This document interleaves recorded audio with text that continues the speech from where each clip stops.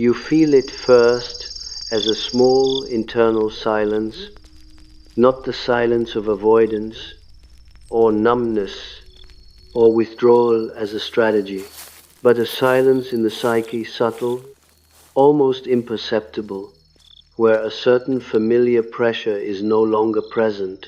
For a long time, you lived with a constant invisible tension, an obligation to remain emotionally accessible, psychologically available, and internally open to your family, especially to the figures around whom the atmosphere always formed.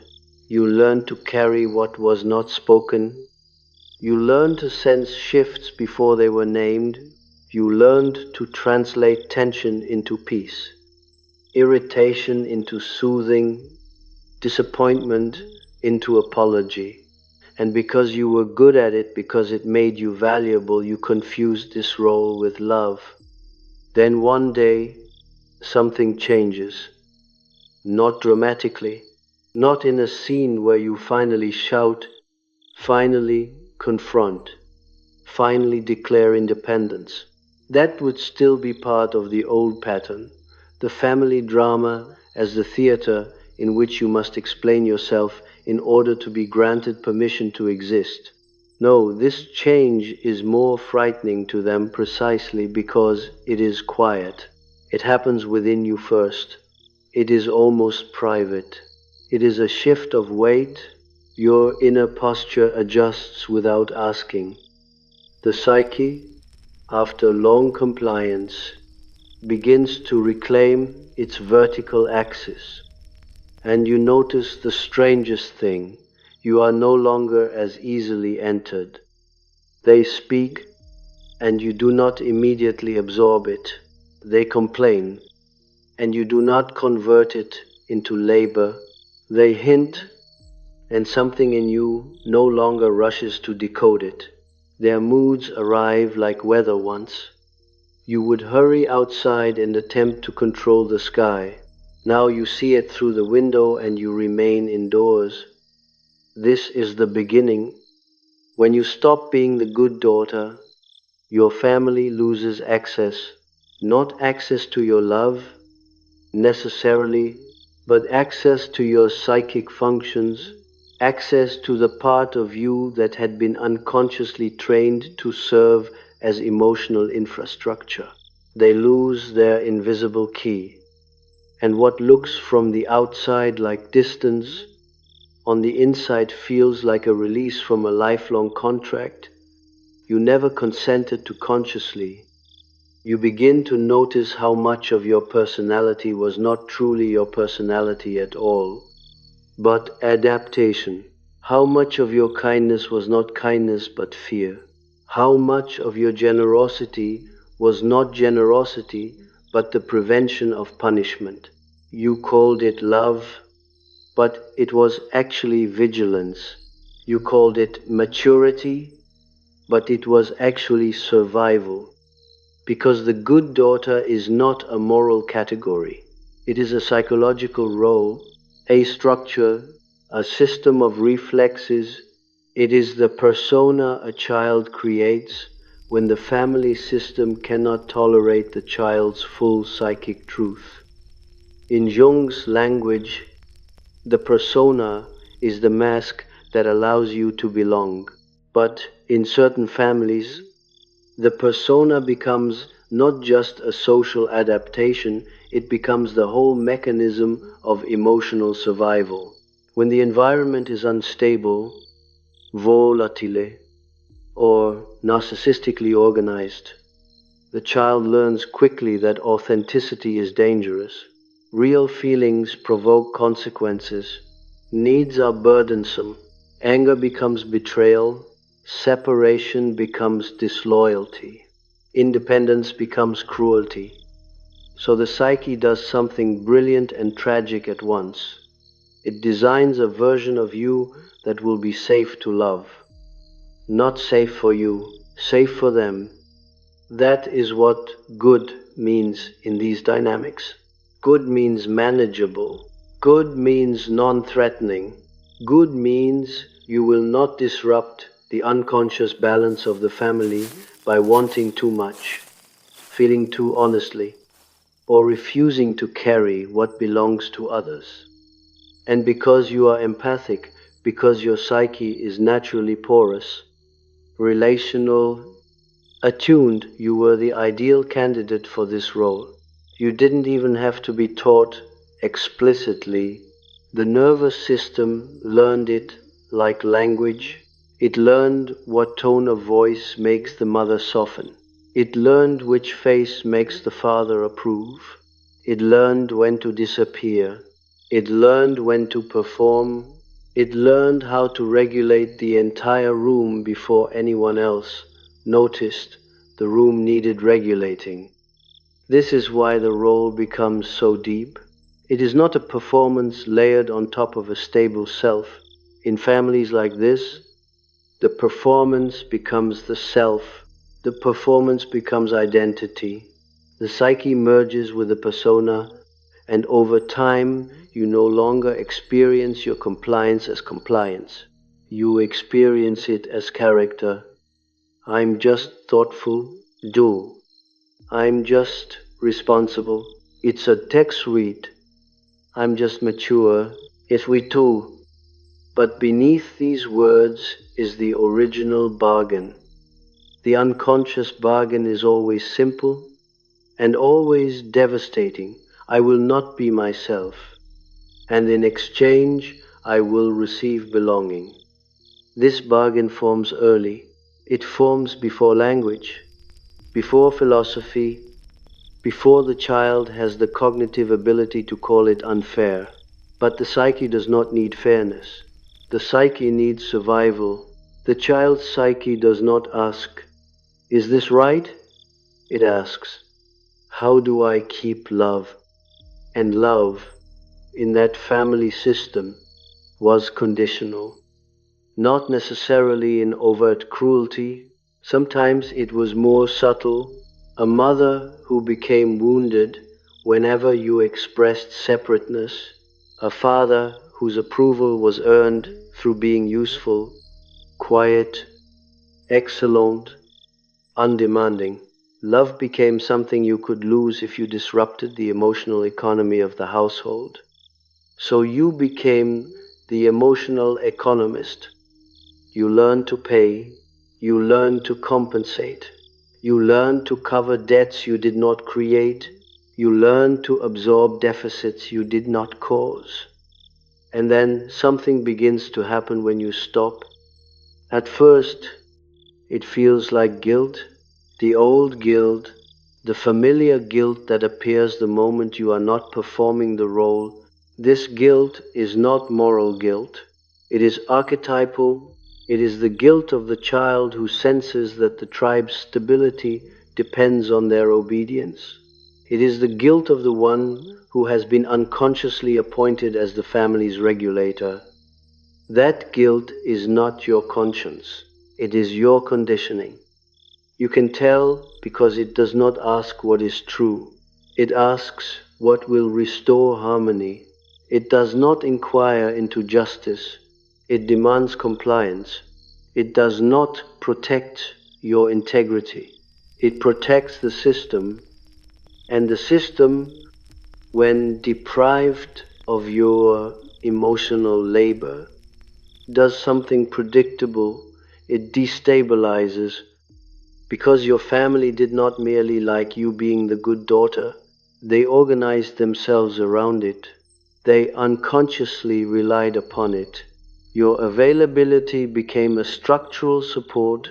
When you withdraw, it is not experienced as independence. It is experienced as betrayal, not because you are cruel, but because your role was never simply relational, it was functional. Families with narcissistic dynamics often treat one member not as an equal soul, but as an instrument of regulation. This can happen without anyone being consciously malicious, but it is psychologically ruthless nonetheless. The family uses the empath the way a room uses electricity, invisibly, constantly, and without gratitude.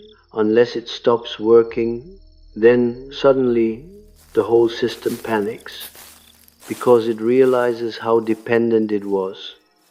This is why your new silence feels so powerful to them. It is the first time the mechanism fails, not because you fight back, but because you no longer supply the part of yourself that was keeping their internal conflicts from surfacing. You no longer mediate between mother and father. You no longer translate emotional chaos into clarity. You no longer soothe. You no longer explain. You no longer fix. And something that was kept unconscious by your labor begins to rise. This is when projection becomes visible. Projection is not merely a concept. It is lived. It is felt. It is the moment when another person cannot tolerate what they carry inside. And so they unconsciously place it into you. The family member who cannot bear their own shame locates shame in you. The one who cannot face their rage calls you angry. The one who cannot hold their guilt accuses you of selfishness. The one who fears abandonment claims you are abandoning them. The one who cannot admit their dependence labels you ungrateful.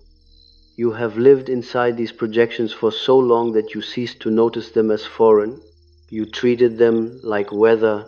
You adjusted your behavior as though their accusations were accurate data about you. That is what the good daughter does. She accepts the projections and tries to correct herself accordingly, as if being misunderstood is a moral failure. But now something shifts. You begin to see the projection as what it is. There is a micro scene you recognize. You are on the phone. The voice on the other side has a certain tone, disappointed, weary, the familiar implication that you have done something wrong without being told what. In the past, your body would tense, you would rush into repair mode, you would ask questions, you would apologize in advance, you would attempt to extract the hidden expectation so you could satisfy it. But now, you hear the tone and you do nothing. Not out of cruelty, out of clarity, you simply wait, and on the other end, the tone escalates. It becomes sharper, then it becomes wounded, then it becomes moral. It becomes, after everything I've done for you, it becomes, you've changed. It becomes, you don't care about family. It becomes the old spell, and you notice, with almost clinical astonishment, that the spell no longer works, or rather, it works for a moment, but you observe it working. You feel the old hook guilt rising, fear of being bad, fear of losing connection. But alongside that fear is another awareness. This is manipulation that was normalized into love. It is not always conscious manipulation. Sometimes it is simply the unconscious behavior of a psyche that cannot tolerate losing access. But the effect is the same. Your autonomy is framed as cruelty so that you will return to your role. And you begin to see why it had to be framed that way. Because if your autonomy were acknowledged as legitimate, the family would have to confront their dependence on your self-erasure. They would have to confront the emotional economy they built upon your submission. That confrontation would require humility, self-reflection, and responsibility, qualities that narcissistic systems resist. So instead of insight, they choose accusation. Instead of growth, they choose shame. Shame is the quickest way to pull the good daughter back into position. This is not new. This is simply becoming visible. And as it becomes visible, you begin to encounter the mother complex and father complex not as textbook ideas, but as the actual inner machinery that has been running your life. The mother complex is not only your relationship with your biological mother, it is the entire inner imprint of what mother meant in your formative psyche. It shapes your relationship to care, to guilt, to emotional responsibility, to belonging. In a healthy formation, mother energy is nourishing. It supports separation. It loves without swallowing, but in the complex, mother becomes something else. Mother becomes a psychic atmosphere you must survive. In many empathic good daughters, the mother complex takes the form of emotional enmeshment. Your mother may have needed you too much, not in a way she admitted, not in a way she could consciously articulate, but the child senses it. The child senses that the mother's emotional stability depends on the child's compliance. So you learned to be her regulator.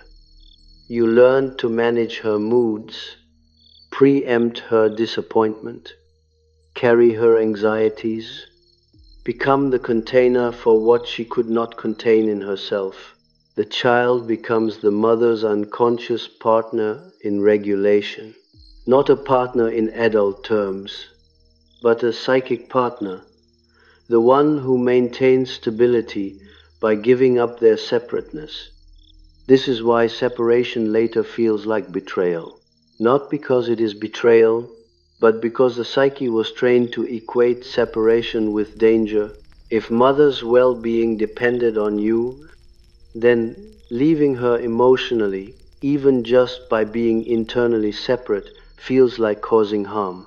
You were trained to feel responsible for what was never your responsibility.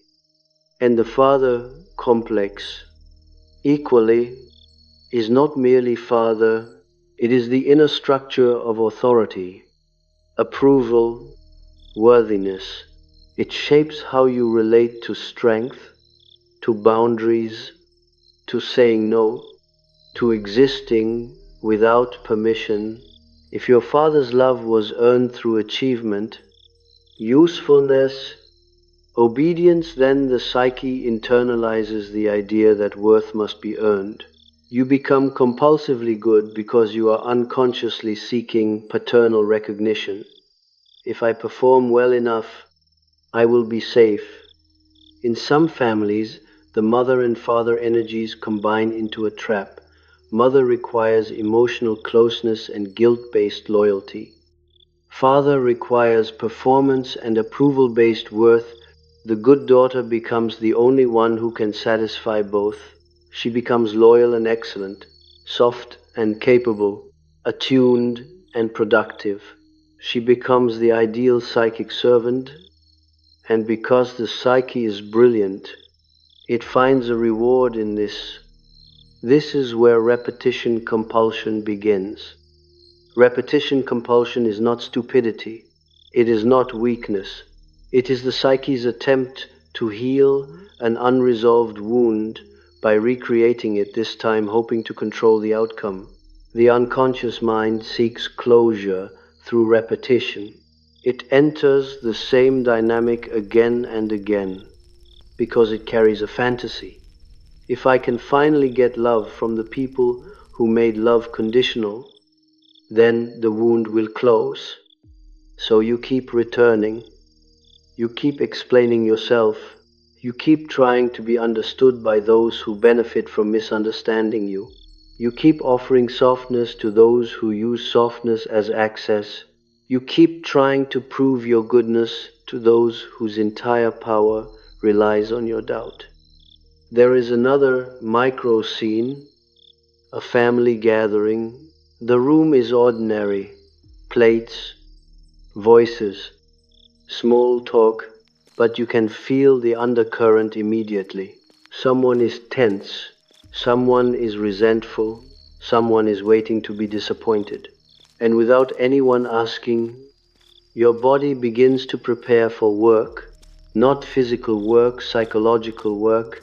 You begin to monitor You begin to smooth. You begin to anticipate conflict.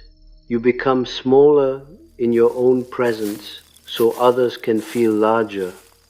Then something inside you says, no, not loudly, not performatively, just a quiet refusal to enter the role.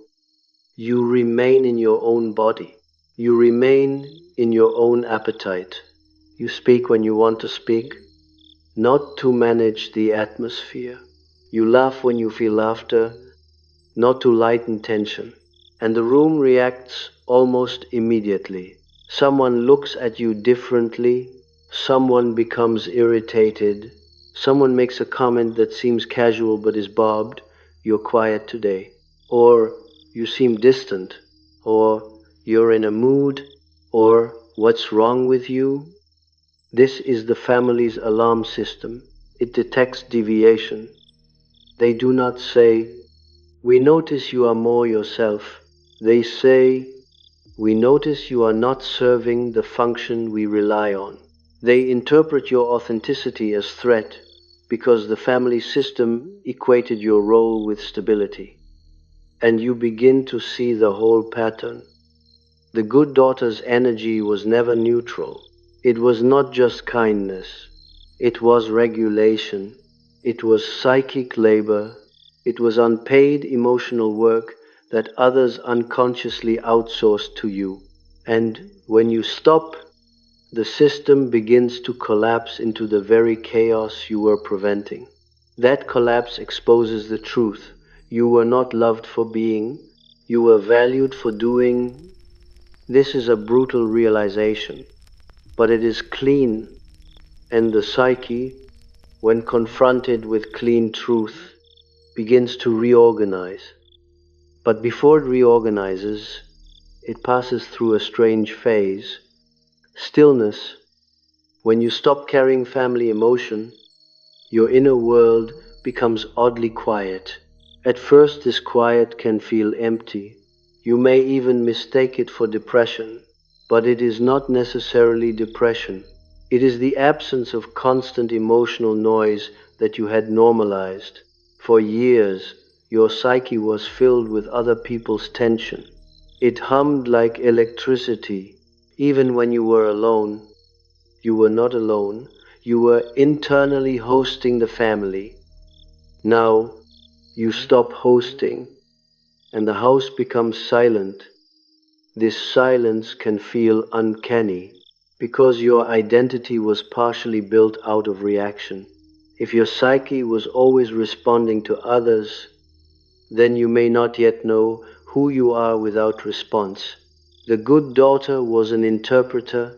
Without interpretation, there is a void, and the void feels like danger to the psyche that equated constant vigilance with safety.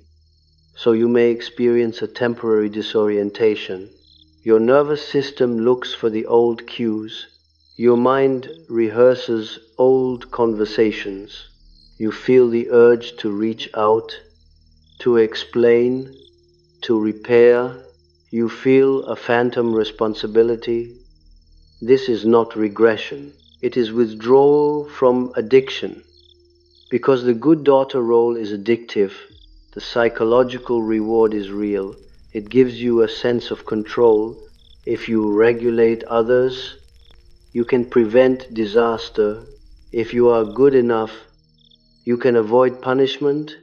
If you are needed, you won't be abandoned. The role gives you identity and purpose. It also gives you an illusion of safety. So when you stop, the psyche experiences it like losing a drug. There is a craving to return. The family's destabilization will amplify that craving, because their panic acts like pressure. And pressure triggers the old bargain. If I return to the role, the tension stops. This is where your shadow becomes involved. In Jung's terms, the shadow is not badness. It is what was disowned. In your case, what was disowned was not cruelty or violence, but selfhood. Your selfishness, your refusal, Your anger, your coldness, your indifference, your desire to be left alone, your right not to care, your right to not rescue. These impulses were split off because they threatened belonging. So you developed a moral persona, kind, responsible, sensitive, but behind that persona, the shadow accumulated. It did not disappear. It waited. Now, as you withdraw, shadow energy rises. Not as drama, often as numbness, often as blunt clarity, often as a sudden inability to pretend. You cannot perform warmth on command. You cannot feign concern. You do not feel. You cannot force yourself into understanding. And this scares you at first because you confuse it with becoming bad. But it is not bad. It is your psyche retrieving what was disowned, boundaries. The family will interpret this as coldness. They will say, you have changed, but what they mean is, you have stopped complying. They call it cold because they cannot conceptualize your boundary as legitimate. If they acknowledged legitimacy, they would lose power, and there is power here, yes, but not the power of domination, the power of structure. Power shifts structurally when you stop absorbing what is not yours. Because absorption is a form of psychic submission, it is agreeing unconsciously to hold the emotional consequences of other people's behavior. When you absorb, you become the landfill for their shadow. They get to remain innocent, and you become the problem. This is why the family needs access. They need access to the psychic place where they dispose of what they cannot face, and you have been that place. Now you begin to say no without words. You simply do not take it in. A mother complains about someone else, expecting you to mirror and validate her resentment. You listen and you remain neutral. You do not join. The resentment has nowhere to land. She feels exposed. She may accuse you of disloyalty. So you're taking their side, but you are not taking sides. You are withdrawing from triangulation, the family's most common mechanism of emotional control. Triangulation works like this. Tension between two people is relieved by involving a third. The third becomes mediator, ally, or scapegoat. The empathic good daughter is often recruited into this role because she is responsive, she will care, she will listen, she will carry, but now she does not, so the tension returns to its proper owners. That is the true destabilization, not your distance, but the return of emotional responsibility to where it belongs. And because this return is intolerable to those who have avoided responsibility, they intensify their efforts to pull you back. They will do it with guilt, with accusation, with nostalgia, with woundedness. They will remind you of the past. They will describe you as selfish. They will suggest you are mentally unwell. They will frame you as ungrateful. They will invoke the family narrative, the myth of who you are supposed to be. In narcissistic systems, the family narrative is sacred. It cannot be questioned. The good daughter is a central character in that narrative. She is the one who gives. She is the one who forgives. She is the one who understands. She is the one who stays. And when you stop, you are not merely changing behavior, you are threatening the myth. The myth is what kept everyone from confronting reality. Reality is that love was conditional. Reality is that you were used. Reality is that you were emotionally parentified. Reality is that your empathy was exploited.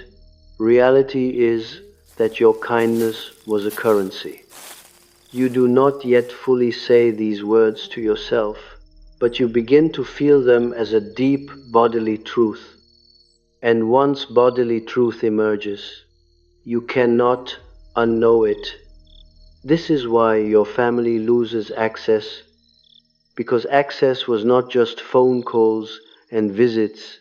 Access was your internal compliance, the part of you that would collapse upon accusation, the part of you that would internalize blame, the part of you that would over-explain, the part of you that would rush to fix. When that part of you begins to die, not violently, but steadily, the family panics because they sense that the mechanism is changing. You will see this in small moments. A message arrive. It contains a vague disappointment, no direct request, but a pressure. I guess you're too busy for us now. The old, you would reply immediately, apologizing, explaining, offering compensation. The new you reads it and feels something different, not anger, but discernment. You see the sentence as a hook. You see the bait, guilt. You see the intention, restore access, and you do not bite. In that moment, you are not being strong. You are being aligned. You are not performing independence. You are simply no longer entering the contract. This is what is meant by inner authority returning. Authority is not dominance. It is the internal capacity to remain faithful to your own reality even when others disapprove. It is the ability to withstand the discomfort of being misunderstood without collapsing into explanation. The good daughter collapses into explanation because she believes misunderstanding equals danger. The integrated psyche no longer believes that, but you are not integrated yet. You are in transition. And transition is a psychologically volatile phase because the old persona resists death. The persona will tempt you with arguments. You're being unfair. They'll think you're cruel. Their family? You'll regret it. Just be nice. Just keep the peace. These arguments are not logical. They are survival scripts. And on the other side, shadow impulses surge. I'm done. I don't care. Leave me alone. I hate them. But these two are transitional. They are the psyche's attempt to create distance quickly. Neither the persona nor the raw shadow is the final self, but both are necessary. The persona must weaken. The shadow must be acknowledged. Only then can something more grounded emerge, boundaries that are not reactive. This is why the process feels quiet rather than triumphant. It is not liberation as fantasy. It is reorganization as reality. You are learning the difference between love and self-betrayal, and the family cannot tolerate that distinction, because if you learn it, you will no longer accept love that requires your disappearance. So they escalate. And as they escalate, you begin to see something deeper. They do not actually relate to you as you are. They relate to the role you played. This is perhaps the most painful recognition, but also the most liberating, because it explains the entire confusion, why you could never feel fully seen, why your efforts were never enough, why your kindness did not protect you, why your sincerity was used against you, why you felt exhausted and ashamed even when you did everything right.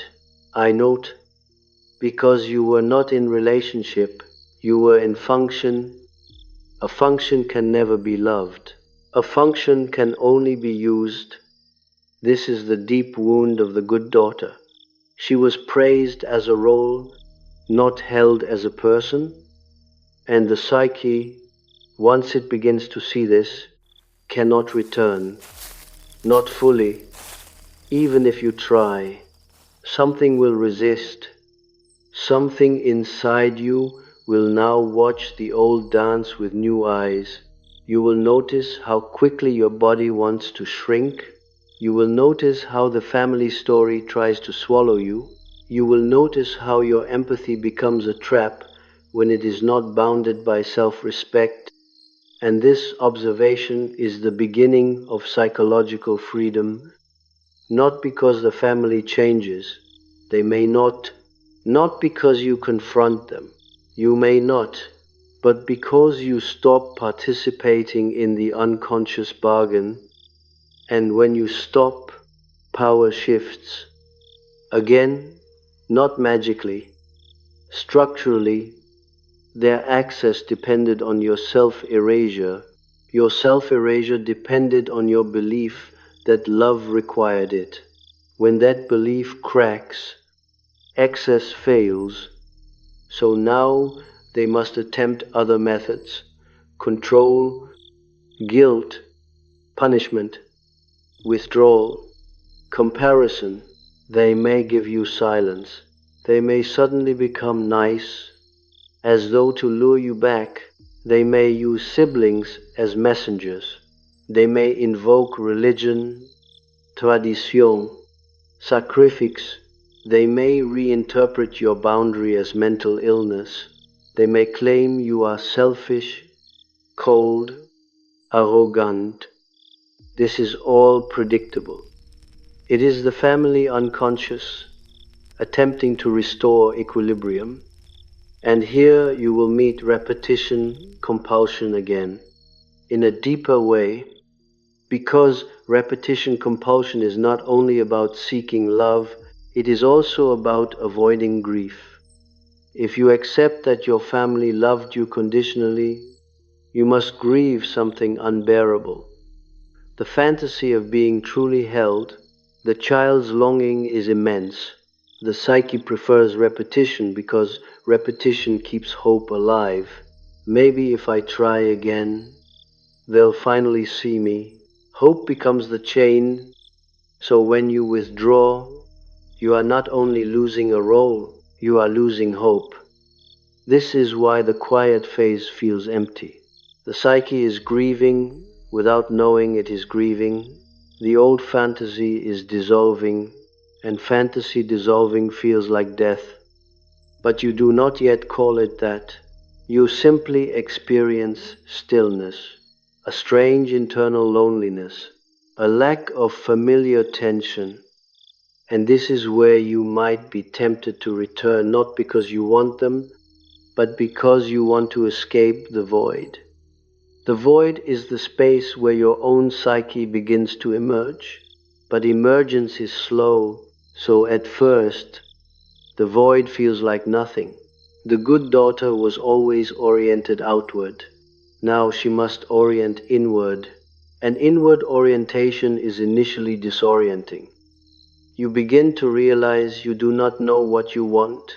You do not know what you feel. You do not know what your boundaries are until they are crossed. You do not know how to exist without scanning. This is the depth of the wound, not just being used, but being shaped. Your psyche was shaped around others. Now it must shape around itself. And the family feels this shift before you can even explain it, because they can sense they are no longer inside you. They can sense their emotional influence is no longer immediate. They can sense the old hooks are not working as reliably, and they respond by tightening the net. You may receive sudden crises, dramatic calls, urgent problems, health scares, money issues, not always fabricated, but psychologically timed. The family system often produces crises when equilibrium is threatened. Crises force you back into function. Crises bypass boundaries. Crises activate the savior reflex. The good daughter is built for crisis. So you will be tested, and each test will reveal the deeper mechanism, how quickly the family can access you through obligation. But now, something new appears alongside obligation, discernment. You begin to ask, silently, is this truly my responsibility? Or is this the old contract being invoked? And that question, once it appears, changes everything. Because the question itself is the crack in the system. The family cannot survive the good daughter asking questions. It survives through automatic obedience. It survives through guilt without inquiry. It survives through roles without consciousness. Now you are becoming conscious, not in a triumphant way, in a sober way. You are simply seeing, you begin to see that when you were good, you were not necessarily loved more. You were simply more usable. You begin to see that your empathy was not honored. It was taken for granted. It was expected. It was treated as supply. You begin to see that the family did not actually want intimacy. They wanted access. And this is why your withdrawal feels like cruelty to them, because they equate intimacy with access. They equate love with intrusion. They equate closeness with ownership. When you stop being the good daughter, you are breaking that equivalence. You are saying, without words, I can love you without being owned by you. I can be connected without being consumed. I can exist without being absorbed into your emotional economy. But they do not yet know how to relate to that. So they fight it. And you, at this stage, are still vulnerable to their fight. Because the old complexes are still active. The mother complex still triggers guilt. The father complex still triggers the need to be approved. Projection still lands sometimes. Shadow still surges unpredictably. Repetition compulsion still whispers, maybe this time. If you explain it right, you may try to explain, and when you do, you notice something. Explanation does not create understanding. It creates more negotiation. It creates more hooks. It invites debate about your reality. In the old system, your reality was always negotiable. Now you are beginning to feel that your reality is not negotiable. This is the early formation of inner authority. And inner authority, at first, feels like disobedience. You will feel disobedient even when you are simply honest. You will feel cruel even when you are simply bounded. You will feel selfish even when you are simply not available. Because the family's moral framework was designed to keep you in function. In that framework, your independence will always be framed as immorality. So you must endure being bad. How so? Not objectively bad, symbolically bad.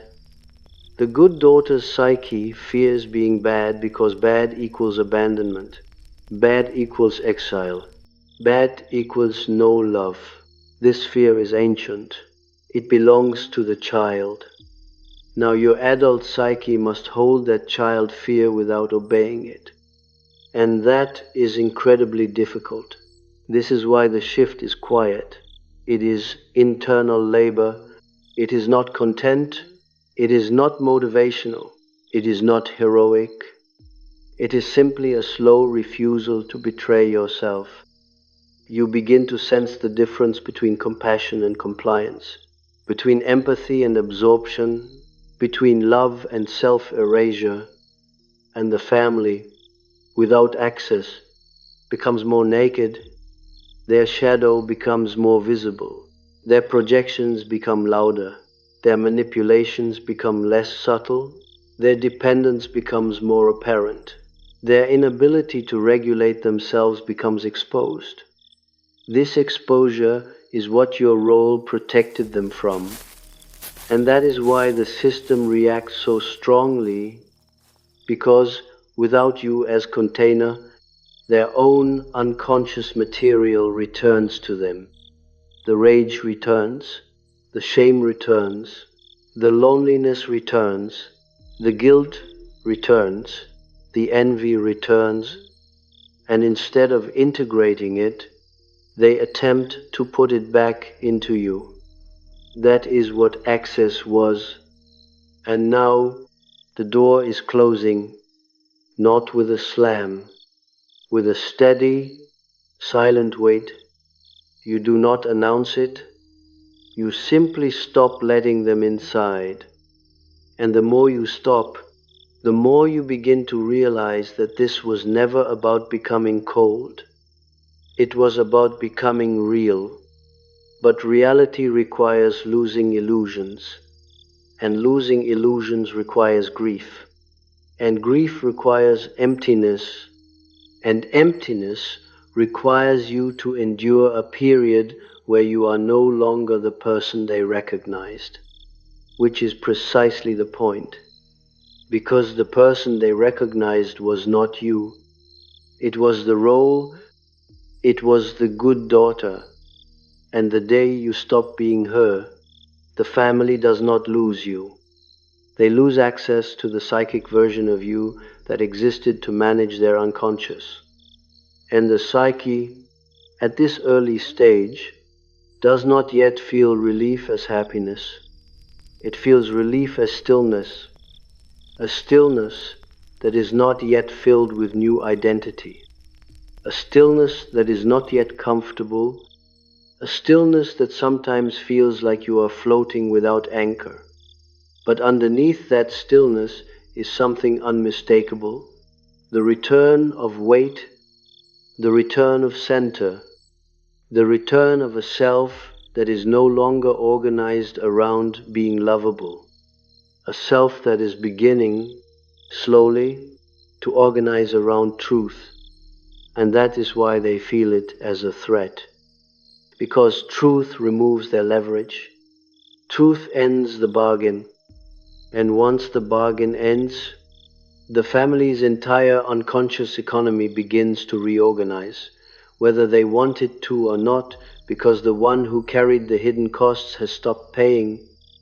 And now you will see what happens when the debt comes due, not in a dramatic collapse, but in the way they begin to test you again, in smaller, sharper, more personal ways, watching carefully to see whether the old hooks still work, whether the old guilt still enters, whether the old obedience can be awakened with the right tone, the right silence, the right accusation, the right memory.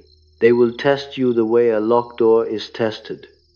Not once, repeatedly, quietly, with increasing precision, because your family does not experience your boundary as information, they experience it as an error that must be corrected, an interruption in the psychic arrangement, and when an arrangement has existed for decades, it is not questioned, it is enforced. So the system begins to probe.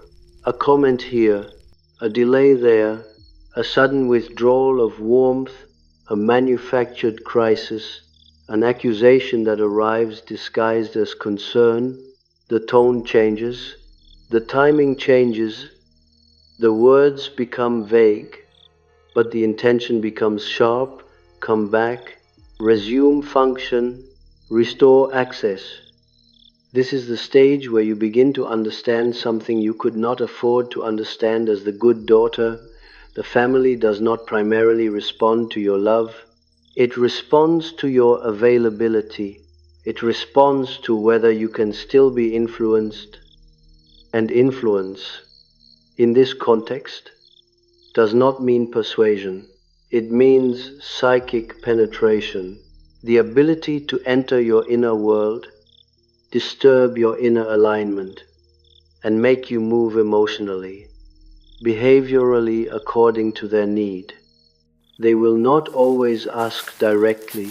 Direct asking would require self-awareness. Direct asking would require admitting dependence. Instead, they manipulate the atmosphere. They create discomfort. They apply pressure. And if you have lived your entire life preventing discomfort, your reflex will be to fix it fast. But now you are learning not to fix discomfort that was never yours to carry. There is a micro scene here you will recognize with unsettling clarity. You don't respond quickly. A message is left unread. A call is missed. A plan is postponed. And the next interaction contains a subtle punishment. The voice is colder. The sentence is clipped. Or, worse, the friendliness becomes exaggerated sweetness with an edge. The sweetness is not love. It is a test. It is a lure. It says, if you behave, warmth returns. This is how the nervous system was trained. You were conditioned through emotional reinforcement. Warmth as reward, coldness as discipline, approval as currency, shame as weapon. The family did not need to hit you to shape you.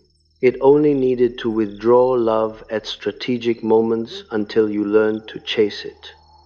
So now, when you stop chasing, they become confused because you are no longer responding predictably, and predictability was their safety.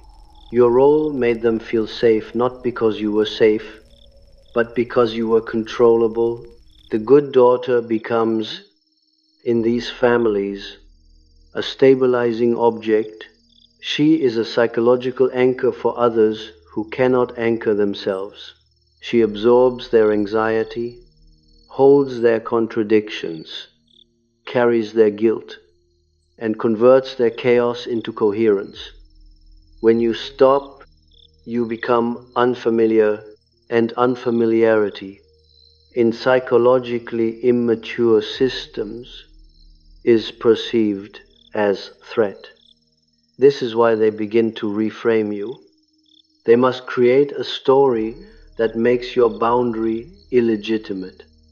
Because if they allow your boundary to be legitimate, they must accept that you were previously being used. And that acceptance would require a reckoning. It would require an admission. We had access because you were trained to self-abandon. Most families cannot tolerate this truth. So instead of facing truth, they attack your character. They call you selfish. They call you arrogant. They call you cold. They suggest you are unstable. They imply someone has influenced you. They say you are acting different. It's one. This phrase, acting different, reveals the entire mechanism. Because from the inside, you are not acting, you are stopping the act, and that is precisely what destabilizes them. They need you to be the act. They need you to continue functioning as the person who yields, explains, repairs, adjusts, and carries. In Jungian terms, they need you to remain caught in the persona. You begin to notice that the family reacts not to your reality, but to their image of you. This is projection in its purest form. Projection is not an occasional incident. In such systems, it is structural. Each person is unconsciously assigned a role. The role contains the qualities the family needs to disown: weakness, selfishness, incompetence, emotional chaos, failure, shame. These qualities cannot be admitted in the self-image of the family. So they are placed onto one member who becomes the container. Very often, the good daughter is both idealized and exploited. She is praised for being strong and responsible, but this praise is a binding spell. It is not genuine appreciation. It is a leash made of compliment. It says, "You are the one who holds this together. Therefore, you must keep holding it together. If you stop, you become not just disappointing but dangerous. Because the family's stability depends on your labor. So projection begins to intensify as you withdraw. You will see it in a small moment. You say no. The reaction is disproportionate. The response is not disagreement, it is moral collapse. You are not treated as someone with a boundary. You are treated as someone committing harm. They behave as though your refusal has injured them. And the most confusing aspect is that they seem sincere. This is what makes narcissistic dynamics so disorienting. The other person's emotional response is real, but the interpretation is distorted. They are genuinely distressed, but not because you are cruel. They are distressed because their unconscious dependency is being threatened. Their distress is the distress of losing access to regulation. This is where you must begin to hold two truths at once without collapsing into either. Truth 1, their pain may be real. Truth 2, you are not responsible for curing it through self-erasure. The good daughter cannot hold these simultaneously. She collapses into truth 1 and sacrifices herself, or she collapses into truth 2 in raw shadow and becomes reactive, violent, contemptuous, cutting. Neither is integration. Integration requires something harder, staying present, but not absorbed. This is the mechanism of power shift again, structural. When you stop absorbing what is not yours, other people's internal material no longer disappears into you. It returns to them. They must face themselves, and if they cannot face themselves, they will attempt to force you back into the role through coercion. Coercion can be direct, anger, threats, ultimatums. Coercion can be indirect, guilt, silence, sorrow, martyrdom. Coercion can be spiritual, family is everything. God wants you to honor us. Good daughters sacrifice. In fact, coercion can be nostalgic. You used to be so sweet. You used to care. So, all of these are variations of one message. Resume the contract. Now we come to the core, the unconscious bargain. Your withdrawal does not begin when you have a boundary. It begins when you detect the bargain itself, when you finally sense in your bones that the love you were trying to maintain was never free. It came with a price. It always demanded your self-betrayal. The bargain formed early, but it had layers. The first layer is obvious. Behave well. Be loved. The deeper layer is more devastating. Do not cause emotional difficulty for others, and you will be safe. This is where the empath becomes a servant of atmosphere. You learn to scan the room not as a skill, but as survival. You learn that if the room was tense, your body was in danger, not necessarily physical danger, but emotional danger, shame, blame, withdrawal, punishment. So you learn to regulate the room so you could regulate your own safety. And then, because you are empathic, you became proud of this adaptation. You called it sensitivity. You called it intuition. You called it maturity. You called it being the bigger person. But beneath it was fear. This is why the shift feels so strange when inner authority returns. Authority is not a feeling, it is an axis. It is the part of you that no longer negotiates with fear. It begins quietly. You stop explaining yourself because explanation is a sign that you still believe you need permission. In families like this, explanation is a ritual. It is the ritual of surrender. You explain to show submission. You explain to prove you are not a threat. You explain to re-enter the role. You explain because you still hope to be understood. But understanding is not what they are seeking. They are seeking restoration of access, so explanation never satisfies them. It only opens more space for manipulation. They will not receive your explanation as information. They will use it as material. They will weaponize your words. They will twist them, reinterpret them, repeat them to others, frame them as attack. And eventually you begin to see explanation is not clarity in this system. Explanation is leakage. It leaks your inner reality into the family's control structure. So you become quieter, and this quietness is not a strategy, it is a symptom of awakening. The psyche begins to refuse exposure. It begins to protect itself not through aggression, but through non-participation. This is often when you begin to feel emptier around them. You may sit at the table and feel distant, not because you hate them, but because your psyche is no longer merging. The emotional fusion begins to dissolve, and you experience this dissolution as a kind of loneliness, even while surrounded by people, because fusion feels like love to the child psyche, separation feels like abandonment. So, as you separate, the old abandonment terror may surface. You may feel guilt, you may feel sadness, you may feel nausea, you may feel a strange trembling after interactions, you may feel as though you are doing something wrong. But this sensation is not morality. It is the nervous system leaving its old map.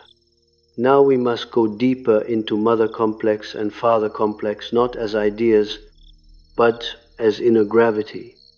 The mother complex in the empathic good daughter often manifests as a felt obligation to emotionally remain close regardless of behavior. You may have been taught, explicitly or implicitly, that distance is cruelty, that privacy is betrayal, that boundaries are disrespect, that separateness is rejection.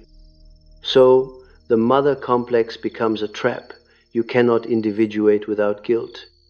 Even when your mother is not overtly abusive, she may have been emotionally fragile, needy, emotionally dependent, or unconsciously competitive.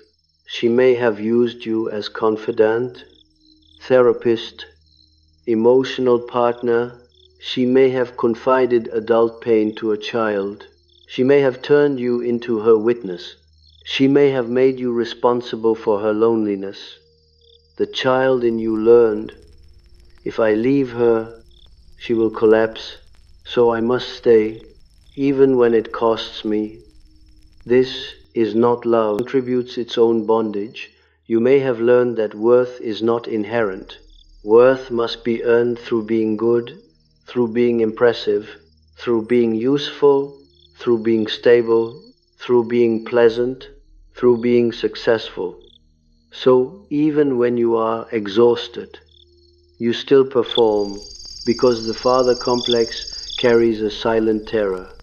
If I am not excellent, I will not be respected. If I am not useful, I will not be valued. In this combined complex, the good daughter is trapped between being needed and being approved. needed by mother, approved by father, so you become the family's perfect product. And because you became a product, you began to lose contact with your own desire, your own will, your own anger, your own instinct. These instincts did not vanish. They went into the shadow. Now, as your inner authority returns, shadow material rises. But it does not rise as clarity at first. It rises as irritation, impatience, numbness, disgust, or the sudden inability to pretend. You may surprise yourself with how little you care about their drama now. This frightens you because you think you are becoming heartless. But what is actually happening is that your psyche is withdrawing libido, the psychic energy you used to invest into their emotional economy. Libido, for Jung, is not just sexual energy, it is life energy, attention, engagement, psychic investment. You used to invest massive libido into the family, monitoring them, helping them, pleasing them, managing them. Now libido begins to return to you. That return will initially feel like emptiness because you have not yet learned how to invest in yourself, but soon it becomes something else, a quiet strengthening, a tightening of the psychic boundary, a sense of inner density. This is the beginning of weightedness. Integration is not becoming cold. Integration is becoming heavy enough that you are no longer blown around by their moods. And weight is the enemy of manipulation. Manipulation requires you to be light, reactive, quick to guilt, quick to adjust, quick to correct yourself. When you become weighted, you do not move so easily. This is why the family panics. They feel your weight as disobedience. Now repetition compulsion returns again, deeper, because you have repeated this role not only with family but with others, partners, friends, boss, communities. Wherever you go, you bring the same unconscious contract. If I manage others' emotions, I will be safe. So you gravitate toward emotionally chaotic people, toward narcissistic personalities, toward those who require caretaking, because their need activates your identity, their instability gives you purpose, their dissatisfaction gives you a role. This is why the good daughter often attracts those who unconsciously want to be parented. They recognize, without knowing, they recognize that you can carry them, and you recognized, without knowing, that carrying them makes you feel valuable. This is the secret reward of self-betrayal. Self-betrayal gives you a psychological payoff. It gives you identity. It gives you a sense of control. It gives you a sense of moral superiority. Sometimes I'm the mature one. It gives you meaning, but it also keeps the original wound alive. Because if you are always useful, you never have to face the unbearable question, what if my family never loved me for being? Repetition compulsion protects you from that grief by keeping you busy. So when you stop being the good daughter, you begin to lose not only a role, but an entire psychic economy. Your life becomes quieter, simpler, but also more uncertain, because you no longer know how to relate without function. The family will sense this uncertainty, and they will exploit it, not always deliberately, but instinctively. Predatory systems sense hesitation. So you may find yourself in a moment where you are tempted to just do it one more time. You will think, Let me just help her this once. Let me just explain this once. Let me just smooth this once. Let me just take this call. Let me just return to the old role for one evening. And you may, but after you will feel something new, a deeper fatigue, a deeper resentment, a deeper inner disgust. Because once the psyche begins to individuate, returning to the old persona feels like poison. The old role begins to feel like death. This is a critical stage because the family may interpret your fatigue as moodiness, your resentment as attitude, your withdrawal as punishment. They will not interpret it as the psyche fighting for its own life. They cannot, because if they interpreted it correctly, they would have to admit what they did. So instead they pathologize you, and this pathologizing is another form of projection. They project their dysfunction onto you so they can remain innocent. You are now at the center of a psychological conflict, your individuation versus their access. Individuation is not rebellion, it is not revenge, it is the psyche becoming whole. It is the psyche retrieving the parts that were sacrificed for belonging. And as you retrieve these parts, your family loses access not because you hate them, but because you no longer offer your psyche as a public utility. The shift looks small but is tectonic. You stop responding instantly.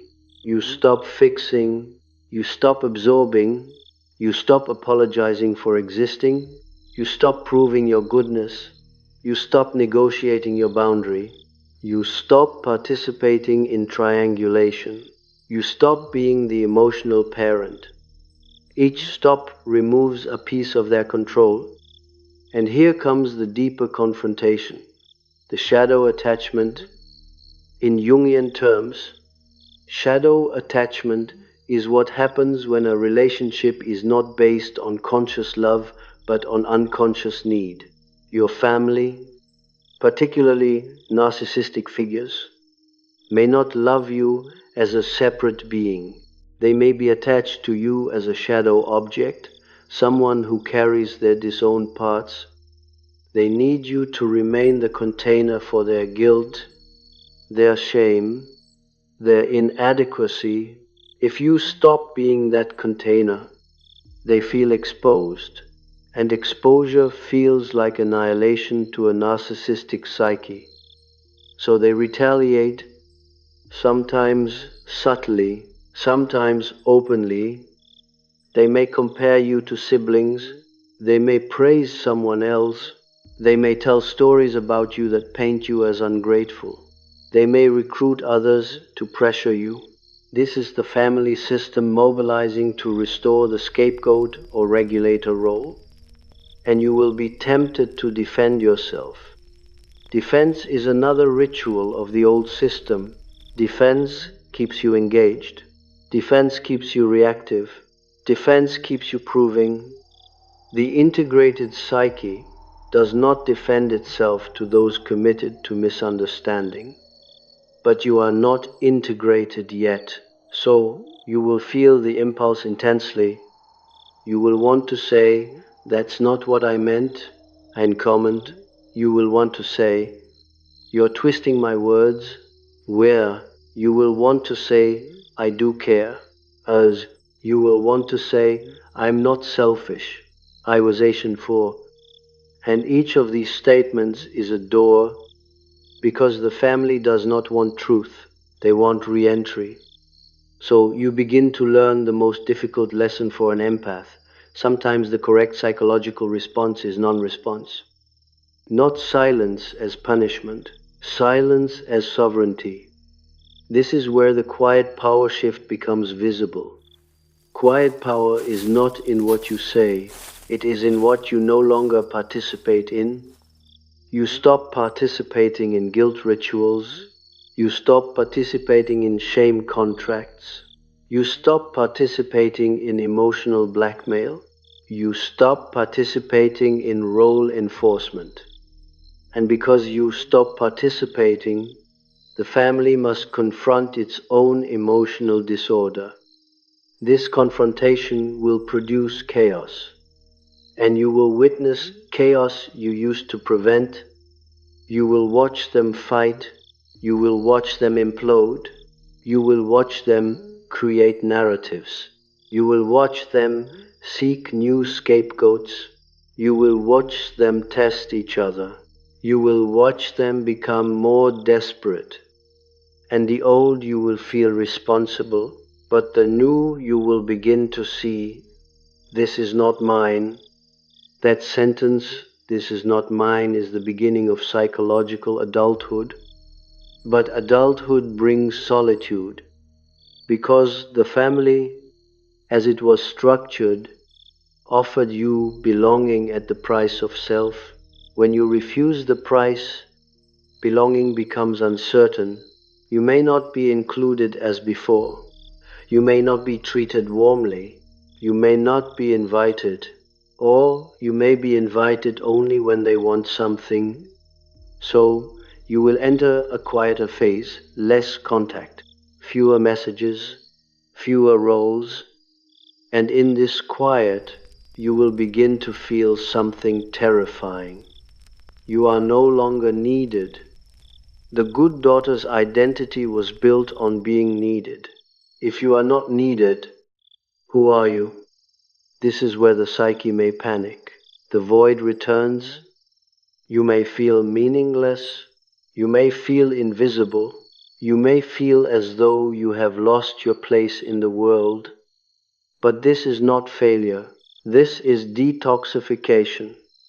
Your psyche is learning to exist without earning love. And here, right here, is where the deeper mechanisms emerge. Because you will begin to see that much of your empathy was actually a defense. A defense against rejection, a defense against abandonment, a defense against conflict. You developed empathy not only because you are sensitive, but because you needed to predict danger. Empathy became hypervigilance. Understanding became appeasement. Compassion became self-neglect. So as you withdraw, your empathy changes quality. You still perceive them, but you do not merge. You still understand them, but you do not excuse. You still see their wounds, but you do not volunteer to be wounded with them. This is integration beginning, but you are not yet stable. The family will push again. There may be a moment, near future, where they attempt a final hook, a direct confrontation, or a dramatic appeal, or a false reconciliation. The false reconciliation is especially seductive, sudden sweetness, sudden affection, sudden I miss you. It can feel like the love you have always wanted, but it is often merely another strategy to regain access. Because the moment you soften, the old demands return. The moment you re-enter the emotional economy, the costs are assigned again. So you begin to learn love without boundaries is access, not intimacy. And intimacy, true intimacy, requires consent. It requires respect for separateness. The family system you come from often does not respect separateness. It calls separateness selfishness. So as you individuate, you will commit the sin of separateness, and you will feel the old guilt. And here is the crucial psychological pivot. You do not interpret guilt as truth. You interpret guilt as evidence of conditioning. This is the moment the internal authority becomes more real than the external judgment. But it is not comfortable. It feels like you are breaking something sacred. because the family myth is sacred and you were trained to protect it. Now you must break it silently, simply by not performing. This is why part of you will mourn. You will mourn the fantasy that they could love you as you are. You will mourn the hope that one day you would finally be seen. You will mourn the childhood longing that kept you compliant. And mourning does not look like tears necessarily. Sometimes it looks like fatigue. Sometimes it looks like numbness. Sometimes it looks like a deep, quiet collapse after you leave their presence. You may sit alone and feel strangely heavy. Your body may ache, your mind may be quiet, you may not even know what you are feeling, only that something has ended. And something has ended: a contract, a role, a persona, but you are not yet on the other side. You are in the corridor. And in the corridor, the psyche has one last temptation: to return to confusion, because confusion feels familiar. Clarity feels lonely. And as you continue through this corridor, you will begin to notice a new kind of sensation. When you interact with them, a sensation like watching a mechanism operate. You will see the hooks forming in real time. You will notice how certain words are designed to evoke certain emotions in you. You will notice the family's unconscious language, the phrases that contain guilt, the insinuations that contain shame, the moral framing that contains control. You will begin to see that the family does not speak in direct needs. It speaks in spell work, psychological spells, and as you see the spells, they lose power. But losing power makes them louder, so they will intensify, and you will be forced into a deeper test, not whether you can be strong, but whether you can remain internally aligned while being accused, misunderstood, and emotionally punished. The good daughter wanted to be loved. The individuating psyche must tolerate being miscast. And this is where the father complex returns once more, the hunger for approval. Because even if mother guilt is released, father approval remains a temptation. You may still crave being respected. You may still crave being viewed as good. You may still crave being praised. But you will begin to see that praise in this system was always conditional. It was never a mirror of your soul. It was reinforcement of your role. So you begin to detach from praise. And detaching from praise is painful because praise was the substitute for love. And without substitute, the psyche finally sees the wound, not intellectually, viscerally, and this visceral seeing is what will carry you into the next layer where the silence is no longer merely absence, but becomes an active psychological boundary, and where you begin to understand why your family's desperation is not about you at all, but about what your withdrawal forces them to face in themselves. Your withdrawal forces them to face something they have organized their entire personality to avoid. It is not primarily the loss of you as a person. It is the loss of a function that allowed them to remain unconscious. When you were the good daughter, you were not simply loved, you were used as a psychological solvent. You dissolved tensions before they took shape. You absorbed hostility before it had to be named. You carried shame so that others could continue to believe in their innocence. And because you were empathic, you did it with sincerity. You did it with a kind of devotion that made the system feel moral. It could say, "We are a good family," because you were willing to be the one who made it seem so. Now you stop doing that, and suddenly the family must confront itself. This confrontation is unbearable for certain psychic structures, especially those built around narcissistic defenses. A narcissistic defense is not merely vanity. It is a fortress constructed to protect the psyche from shame. The narcissistic family member may not be consciously cruel, but their psyche cannot tolerate being wrong, being limited, being emotionally responsible.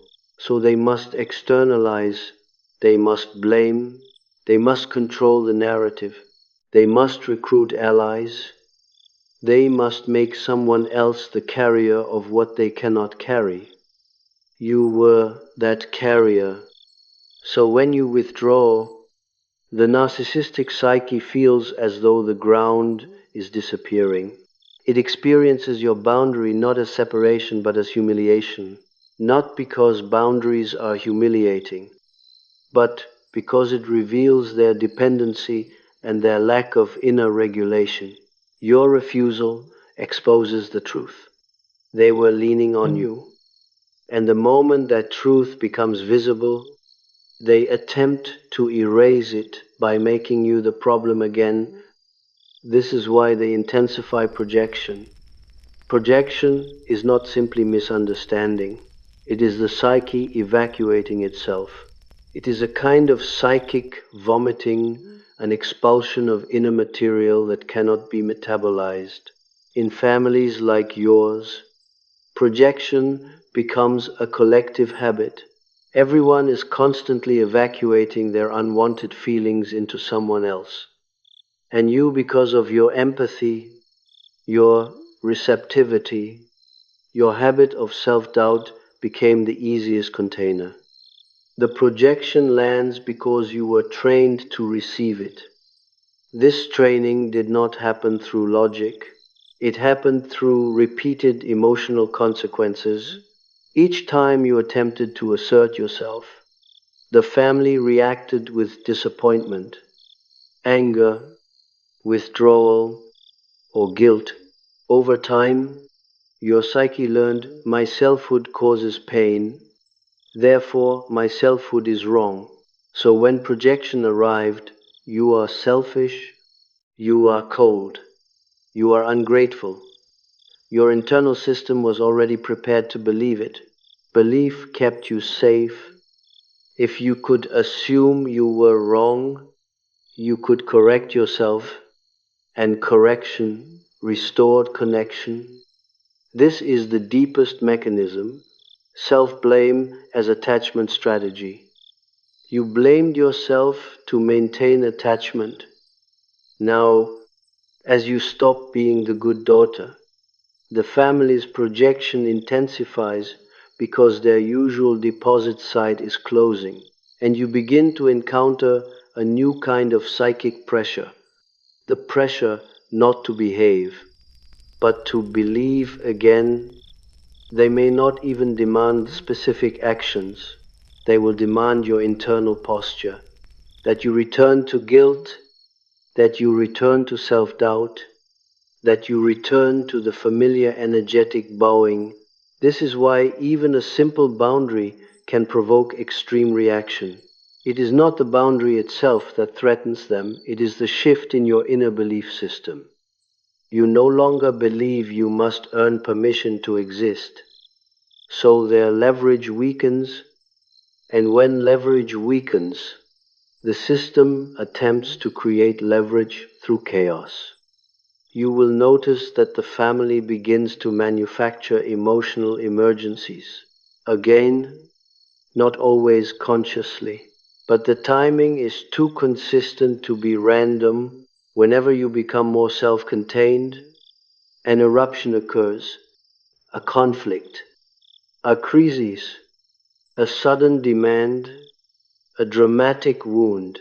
These eruptions are not simply events, they are unconscious attempts to reassert the old hierarchy. In the old hierarchy, you were the one who moved when others were distressed. Distress was the family's currency. Whoever was most distressed could control the room. And because you were empathic, you became the one most responsive to distress, so distress controlled you. Now, you begin to see distress differently. You begin to see it as data, what is happening inside them that they cannot hold. But you do not immediately convert it into labor. You allow distress to exist without becoming its servant. This is one of the most difficult psychological achievements for an empath, to witness suffering without absorbing responsibility for fixing it. Your family will interpret this as cruelty, but it is not cruelty, it is boundary. Boundary is a psychic membrane. It allows contact without fusion. It allows care without capture. It allows love without self-erasure. However, when you come from enmeshment, boundary feels like betrayal, because in enmeshment, fusion is called love. So you must endure the internal accusation that arises in you. You are a bad daughter. You are abandoning them. You are becoming cold. I sing. These accusations are not your true moral compass.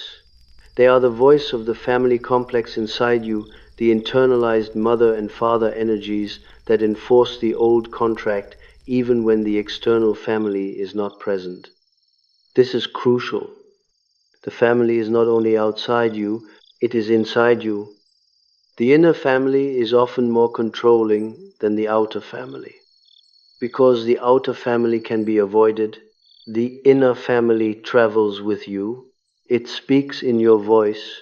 It feels like your conscience. It uses your own empathy against you. This is why the psychological work is not simply setting boundaries, it is disentangling your psyche from the internalized family system. And this is where Jung's understanding becomes precise. Complexes behave like autonomous personalities within the psyche. They have their own agendas, their own fears, their own strategies. When the mother complex activates, you do not simply think about your mother, you become, in part, the child again. Your nervous system shifts, your language shifts, your body posture shifts. You seek approval, you fear rejection, you want to soothe, you want to fix. Similarly, when the father complex activates, you become oriented toward worthiness. You want to be seen as respectable.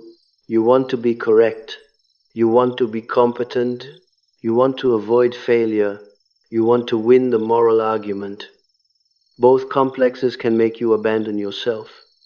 So as your family loses access externally, the internal family tries to restore access internally. It will do so through familiar emotional patterns, guilt, shame, duty, fear, longing, and because these emotions are old, they feel true. But old does not mean true. Old means trained. So you begin to practice something that feels unnatural. You allow guilt to exist without obeying it. This is not easy. It is not heroic. It is simply the slow development of a new inner relationship. Your ego learns not to collapse when guilt arises. Because guilt in these systems is often not connected to harm, it is connected to separation. It arises whenever you differentiate. It arises whenever you become a separate person with separate needs. It arises whenever you stop being emotionally accessible. That is why it is so powerful. It is the emotional alarm of the old attachment strategy. Now, to go deeper, you must understand the shadow attachment from another angle. For years you have been attached to them, not only because you loved them, But because your psyche was attached to the fantasy of repair, the child in you carries a hope. If I can finally be good enough, then mother will soften. If I can finally be perfect enough, then father will approve. If I can finally sacrifice enough, then I will be safe. Hide is cool. This hope is not childish in the trivial sense. It is the deepest human longing to be loved without conditions, to be held without performance, to be seen without role. But in your family, this longing was repeatedly frustrated, so the psyche had two choices: to grieve or to adapt. You adapted. Adaptation preserved hope, because if you believe the problem is you, then hope remains. You can improve. You can try harder. You can become better. You can earn the love you missed. This is why self-blame is addictive. It keeps hope alive. Grief would end hope. Grief would force you to accept that the love you wanted may not exist there. So repetition compulsion returns again and again. You keep trying.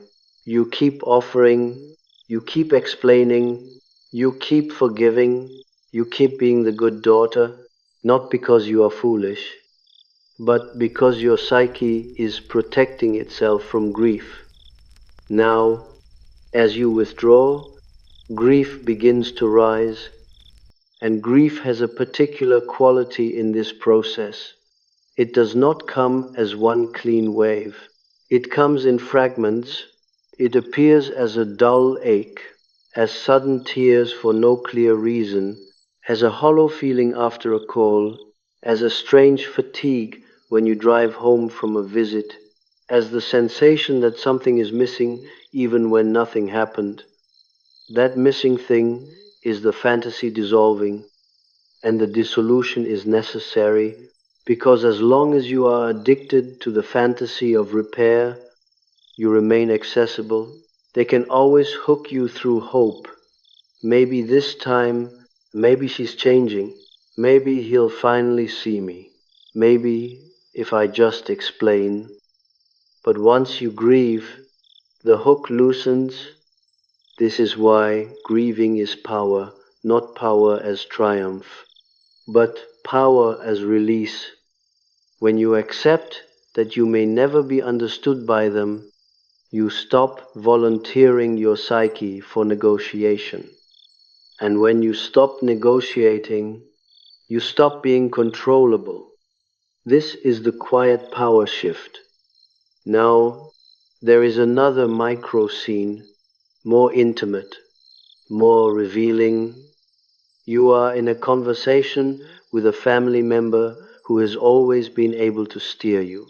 They speak with an implication: you're being dramatic, or you're too sensitive, or you always make things about you. It is a familiar dismissal. In the past, your body would contract, your mind would scramble to prove that you are reasonable. You would produce evidence, you would soften your tone, you would apologize for having feelings. But now something else happens. You feel the dismissal and you recognize it as a defense. Not your defense, their defense. They are defending against the discomfort of your reality. If they acknowledged your experience, they would have to acknowledge their impact. And impact implies responsibility. So they choose dismissal. Dismissal restores their innocence.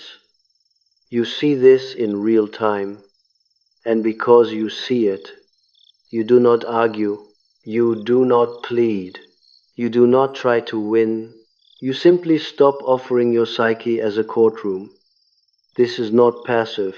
It is decisive.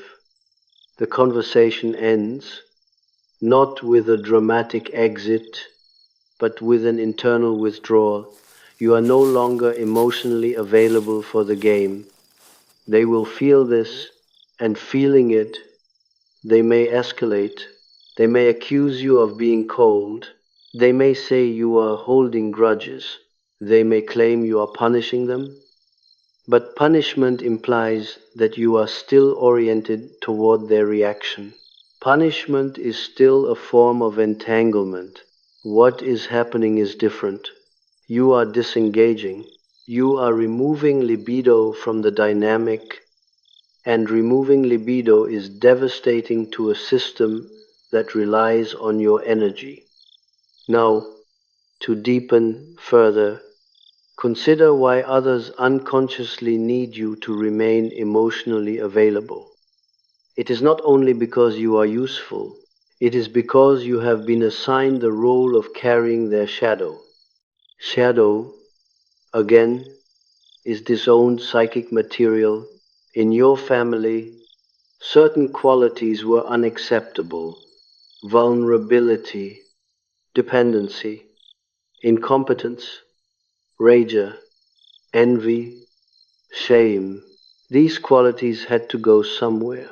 They could not be owned by those who created the family narrative, so they were projected outward. Often, the empathic child becomes the receptacle for vulnerability and guilt. She becomes too sensitive, too emotional, too needy, even if she learned to be the opposite. Or she becomes selfish, dramatic, ungrateful labels that justify control and preserve the family myth. The family's shadow depends on you staying in the role because your role keeps their self-image clean. If you step out of the role, they must face the shadow in themselves. So they will do anything to pull you back because your presence in the role is a defense for them. This is why your withdrawal is met with panic or rage. It threatens their psychic equilibrium. Now, repetition compulsion, revisited deeper, you have not only repeated being the good daughter, you have repeated being the one who absorbs what others refuse to face. You may have done it with partners, absorbing their irresponsibility, their resentment, their addiction, their immaturity. You may have done it with friends, being the therapist, the stabilizer, the rescuer. You may have done it in work, carrying emotional labor, smoothing conflict, anticipating needs. All of this is the same pattern, your psyche offering itself as a container, because containment gave you a sense of purpose and safety. If you are the container, you are needed. If you are needed, you are less likely to be abandoned. If you are the emotional regulator, you can predict the environment. If you can predict, you can survive. This is the psychological reward of self-betrayal. Predictability. But predictability costs you your life. Not life as existence, but life as vitality, as spontaneity, as authentic desire, as freedom. So the day you stop being the good daughter, you begin to lose predictability, and losing predictability initially feels like danger. This is why the quiet phase can feel confusing and empty. You have fewer crises to manage, fewer conflicts to mediate, less emotional noise, and without noise, you may not know what to do with yourself. Your nervous system may feel restless, as though waiting for an emergency that never arrives. You may even feel tempted to create problems or re-enter drama because drama is familiar. Drama gives you a role, drama gives you identity, but as you resist that temptation, something else begins to form, a new identity not based on reaction. This identity is quieter, less performative, less nice, more discerning, more internally aligned. And this is where you begin to realize a subtle truth. You are not actually becoming less loving. You are becoming less afraid.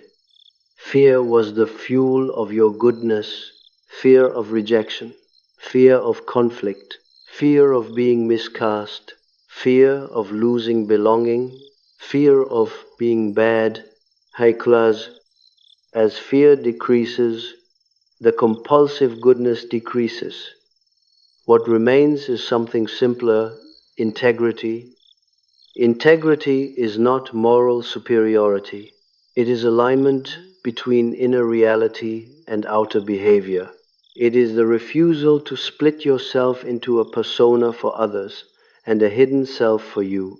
It is the willingness to be consistent with your own truth even when it displeases. Integrity is what the good daughter could not afford, because integrity threatened belonging. Now you begin to afford it at a cost. The cost is that your family may not like you anymore, at least not in the way they used to like you. Their like was often the satisfaction of having access.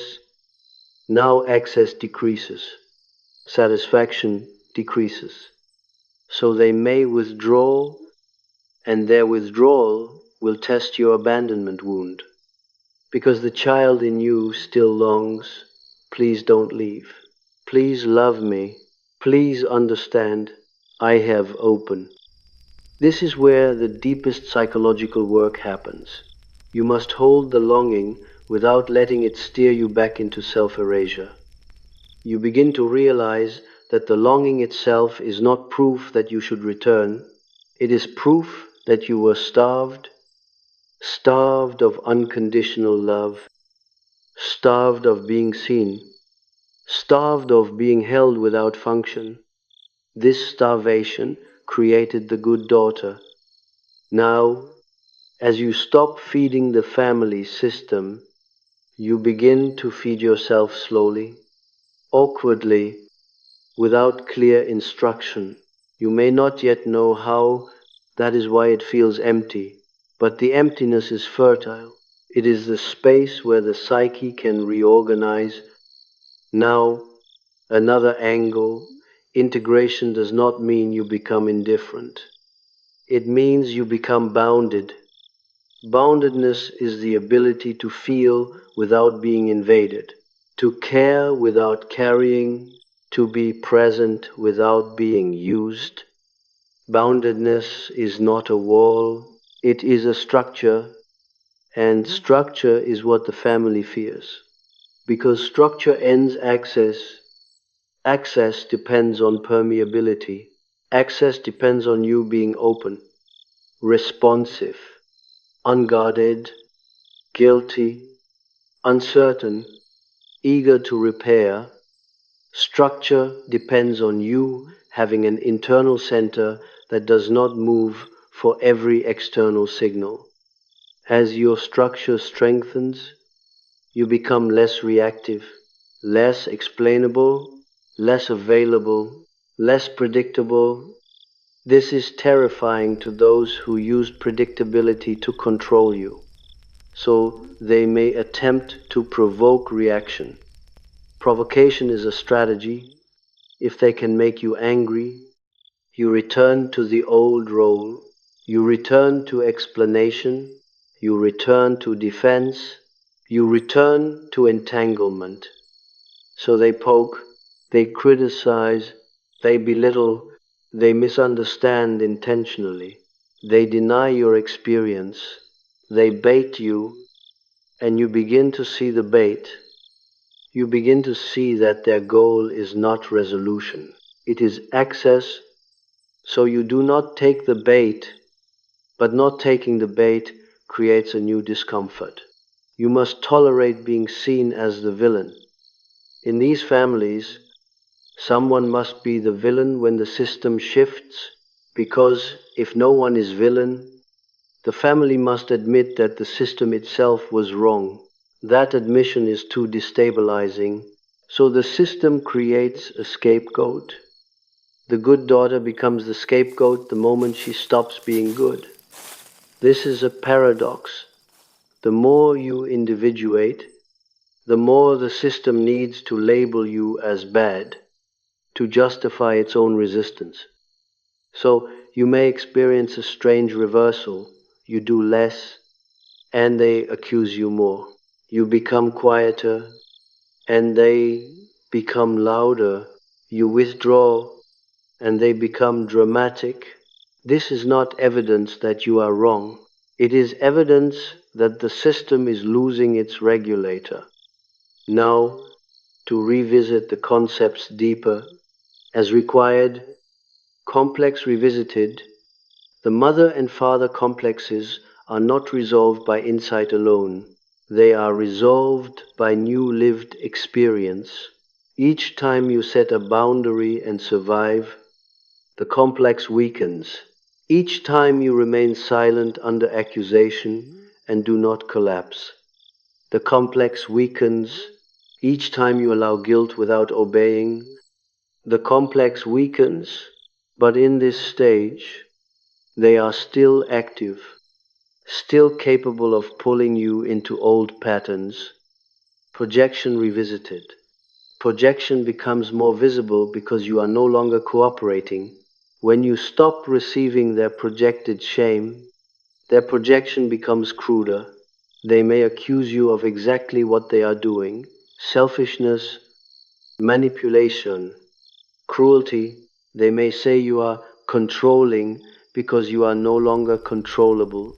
They may say you are punishing because they feel punished by your boundary. Shadow revisited.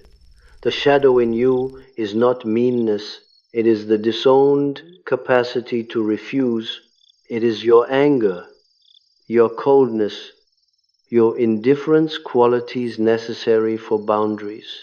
As you integrate shadow, you become less sentimental, not because you lose heart, but because you stop using sentiment to override reality.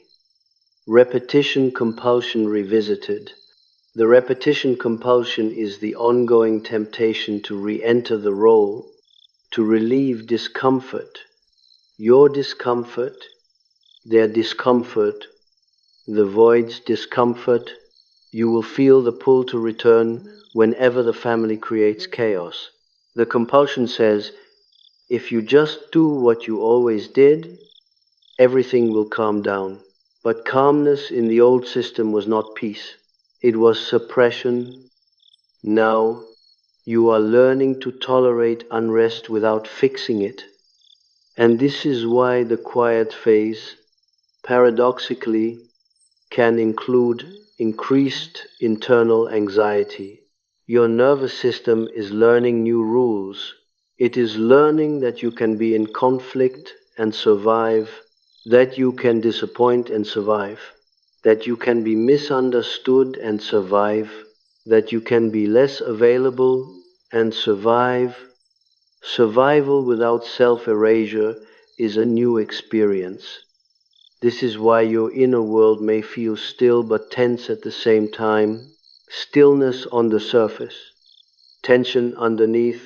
The psyche is reorganizing, and then you begin to sense something else, something that, if you name it too early, sounds grand, but it is not grand.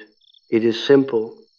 You begin to feel your own will, not will as force, will as preference, as desire, as I don't want, as I do want, as I will not, as I choose. And as so, the good daughter did not choose. She complied, she adapted, she responded. Now you choose. And choosing reveals another truth. You were not truly free before. Freedom begins not when the family approves your boundary, but when you no longer require their approval to have one. But this stage is not resolved yet. It is volatile, because once you choose, you must face consequences, and consequences will test you. The consequences may be relational distance, coldness, gossip, exclusion, punishment, withdrawal of resources, withdrawal of affection. It may be subtle or overt, and in the face of these consequences, you will feel the old temptation: return to the role, restore access, regain warmth. This is where inner authority must deepen. And it will deepen only if you are willing to tolerate the loss of the family's myth of you. They will grieve the old you not because they miss you, but because they miss the function. They will grieve access, and you will grieve something else: the fantasy that you could be loved without self-betrayal inside that system. These two griefs are not the same.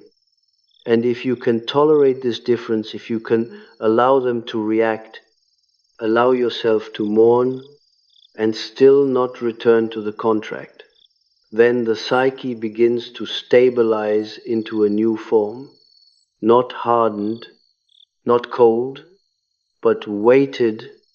Weighted means you cannot be moved by guilt the way you were moved before. Weighted means you do not rush to repair what you did not break. Weighted means you do not explain your reality to those who demand your self-erasure. Weighted means you can love without surrender, but you are not fully weighted yet. You are still in the stage where the family's panic can sometimes reach you, where a single sentence can still trigger old terror, where you might still overthink, still rehearse, still feel the impulse to defend. And it is precisely here, in this unstable middle, that the next shift occurs.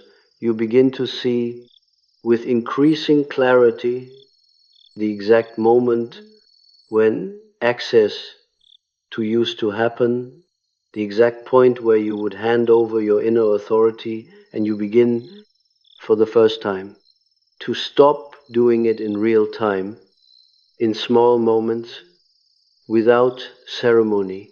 You begin to see the exact moment when access used to happen. It is not usually in the dramatic moments. It is not in the loud fights or the obvious insults. It is in the small, routine exchanges where the contract is renewed without words, a tone that implies disappointment, a look that suggests you have failed, a pause that invites you to fill it with apology, a question that is not a question but a demand for submission. Why are you being like this? What's wrong with you? Do you even care anymore? In the past, these moments were automatic. Your psyche knew what to do before you even thought. You would rush into repair, you would offer clarification, you would soften yourself, you would shrink your truth until it fit their comfort. That shrinking was the moment access returned. Because access was never primarily about what you did, it was about what you surrendered internally. You surrendered your right to your own reality. You surrendered your right to be separate. You surrendered your right to not be emotionally available on command. Now, you begin to interrupt the surrender. And the interruption is not forceful. It is simple. It is the refusal to contract. You feel the old impulse to explain, and you don't. You feel the old impulse to apologize, and you don't. You feel the old impulse to rush in and soothe their discomfort, and you don't. You remain in your own body. You remain with your own breath. You remain with the truth that is present inside you, even if it creates tension outside you. This is when the power shift becomes irreversible. Because the family's access depended on unconsciousness. Once you become conscious of the exact exchange guilt in return for belonging, you can no longer pretend it is love. You see it as trade, you see it as economy, and you begin, quietly, to stop paying. There is no drama in this. but there is profound psychological consequence. When you do not pay, the system responds in predictable ways at first. It raises the price, it increases pressure, it intensifies guilt, it escalates accusation, it recruits others, it creates fear, it offers reward, it withholds warmth, it attempts coercion in every known language. But what happens next is what you have been sensing all along. The coercion becomes less effective, not because they stop trying, because you stop reacting. Your nervous system begins to learn a new law. Tension does not kill you. Disapproval does not kill you. Misunderstanding does not kill you. Being miscast does not kill you. Their emotional weather does not define you. And as this law becomes embodied, not intellectual, embodied, the family's influence collapses. This is the actual mechanism of inner authority returning. Authority, again, is not dominance. It is not the ability to control others. It is the ability to remain internally aligned when others attempt to destabilize you. For the first time, you begin to know the difference between feeling and obligation. You can feel their disappointment without obeying it. You can feel their sadness without absorbing it. You can feel their anger without becoming guilty. You can feel their accusations without collapsing into explanation. This is integration. Integration is the return of your center of gravity. You do not become cold, you become weighted, you become bounded, you become internally aligned. And this alignment changes everything, not in the family necessarily, but in you, because once you stop absorbing what is not yours, you begin to see what is yours. You begin to discover your own emotional field for the first time, not as a backdrop to theirs, not as a tool to manage theirs, but as a reality in itself. You begin to notice what you actually feel, not what you should feel. You begin to notice what you actually want, not what keeps the peace. You begin to notice what you actually believe, not what maintains loyalty. This is the birth of true adulthood. In many families, the good daughter is never allowed to psychologically mature. She is kept in a child position even as she performs adult labor. She is parentified, made responsible for others, yet denied adult sovereignty. Her autonomy is framed as rebellion. Her privacy is framed as betrayal. Her boundaries are framed as disrespect. So she remains in a psychological childhood, always explaining herself to authority, always seeking permission, always trying to be good. Now that childhood ends, not because you reject them, but because you refuse the psychic terms they imposed. You stop negotiating your existence, and this is where clarity begins to replace confusion. Confusion was not your natural state. Confusion was induced. Confusion was the result of living under constant contradiction, being told you are loved while being used, being praised while being controlled, being needed while being resented, being expected to sacrifice while being denied recognition for your sacrifice. Confusion was the atmosphere that allowed the system to continue, because a confused person keeps trying, a confused person keeps explaining, a confused person keeps hoping. Confusion keeps you available. Clarity ends availability. Clarity is not emotional, it is structural. You begin to see the difference between love and self-betrayal with sober precision. Love does not require self-erasure. Love does not demand you be smaller. Love does not punish your separateness. Love does not frame your boundaries as cruelty. Love does not require you to absorb another person's emotional consequences. Love does not depend on your role. What you called love in that family was often attachment maintained through guilt, attachment maintained through obligation, attachment maintained through shame, attachment maintained through your fear of being bad, and now, as the fear dissolves, attachment changes form. This does not mean you stop loving. It means your love becomes clean. Clean love is not sentimental. It is not compulsive. It is not desperate. It is not based on proving. Clean love can exist with distance. Clean love can exist without access. Clean love can exist without fusion. This is what your family cannot easily understand because they were trained, perhaps across generations, that love is possession, that closeness is ownership, that loyalty is submission, that family means access without consent. You are breaking a generational pattern simply by becoming a separate person. And separation is not abandonment. Separation is individuation. Individuation is the psyche's natural movement toward wholeness.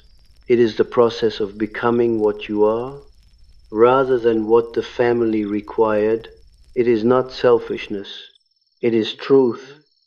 Now, as you become individuated, you begin to notice how little explanation is actually needed.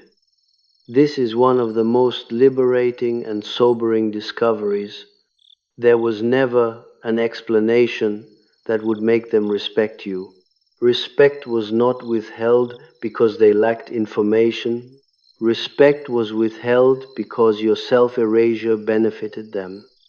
So explanation was never the key. The key was your willingness to remain in role. Now you stop, and because you stop, a strange new peace begins to emerge, not as emotional warmth, but as inner quiet that is no longer empty. At first, the quiet was empty because it was withdrawal. It was the silence left behind when the old contract ended. It felt like loneliness. It felt like meaninglessness. It felt like floating. But gradually, the quiet becomes something else. It becomes space. Space for your own life force. Space for your own values. Space for your own desires. Space for your own relationships. Not built around function. Space for your own inner rhythm. And as this space grows, you begin to realize you were not actually losing yourself when you withdrew. You were meeting yourself. This meeting can feel anticlimactic at first because the psyche that has been forced to perform expects drama. It expects liberation to look like victory or revenge. But individuation does not feel like that. It feels like sobriety. You simply stop lying to yourself, and lying to yourself, in your case, was called being good. Goodness was not always goodness. It was obedience. And now you stop obeying the family myth. So what happens to the family? Often one of three things, sometimes all in different phases. First, they escalate and try harder. They become more manipulative, more dramatic, more accusatory. They attempt to punish you back into position. Second, they collapse into withdrawal. They may give you silence. They may reduce contact.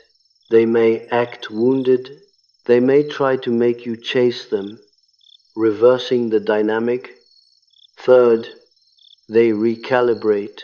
If there is any psychological maturity in the system, some members may begin to adjust. They may not admit wrongdoing. They may not become self-aware, but they may sense that the old leverage no longer works and learn to relate differently. But you must not base your inner authority on which outcome occurs. Because if your sovereignty depends on their behavior, you are still in the contract. True sovereignty is internal. It is the decision to no longer abandon yourself regardless of how they respond. This is why the final integration is quiet. You do not triumph over them. You simply stop being available for the old exchange, and as you stop, you begin to experience something that you once assumed was impossible. You can love yourself without permission, not in a performative way, not in a self-esteem slogan, but in an embodied way. You stop negotiating your own reality. You stop seeing yourself through their eyes. This is essential because the good daughter lived under constant surveillance. Even when no one was watching, she felt watched. She judged herself from the outside. She evaluated herself according to what others would think. She carried the family's gaze inside her mind. That gaze is the internalized parent. Now you begin to withdraw from the gaze. You stop living under their imagined judgment. You become private. Privacy, for you, is not secrecy. It is dignity. Dignity is the right not to expose yourself to those who misuse your openness. You begin to understand that openness is not always virtue. In certain systems, openness is simply access. The good daughter was open because she feared that withholding would make her bad. Now you see, withholding can be holy in psychological terms. It can be correct, it can be self-respecting, it can be necessary. So you become more selective. Selective does not mean cold. Selective means you recognize that not everyone has the right to your inner world. This is what your family loses access to. Your inner world. They may still see your face. They may still know your schedule. They may still be in contact, but they no longer inhabit your psyche. They no longer shape your inner weather. They no longer determine your worth. And without this access, their influence decreases to its proper size. Not zero, but proportionate.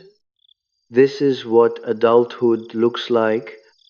You begin to encounter them not as gods, not as judges, not as sources of worth, but as human beings limited, wounded, unconscious, defensive.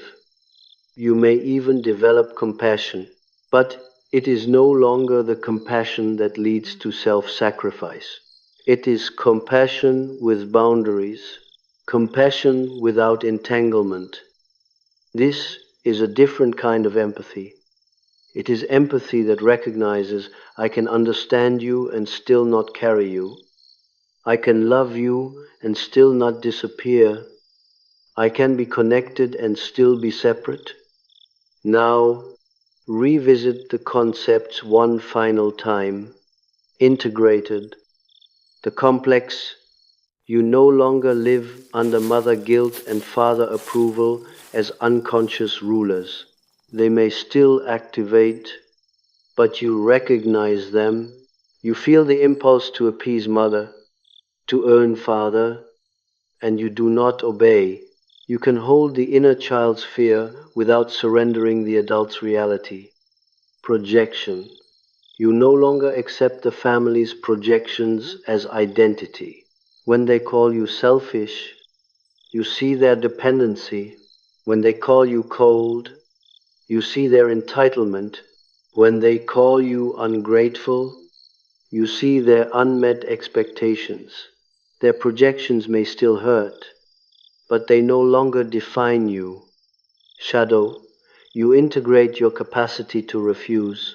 You integrate your anger without becoming consumed by it. You integrate your indifference as boundary, not cruelty. You integrate the parts of you that were once forbidden, the parts necessary for wholeness. Repetition compulsion. You no longer seek repair through self-betrayal. You no longer chase the fantasy that being good enough will make them love you cleanly. You allow grief to end the hope that kept you bound. You stop repeating the dynamic not through effort, but through recognition. This is the shift, and it produces a final internal feeling that you may not yet trust. You are no longer confused, not because everything feels good, but because everything feels clear. Clarity is sober. It does not intoxicate. It does not soothe like fantasy. It does not thrill like rebellion. Clarity simply states what is. It states, I was trained to earn belonging through self-erasure. It states, my role maintained the family's unconscious balance.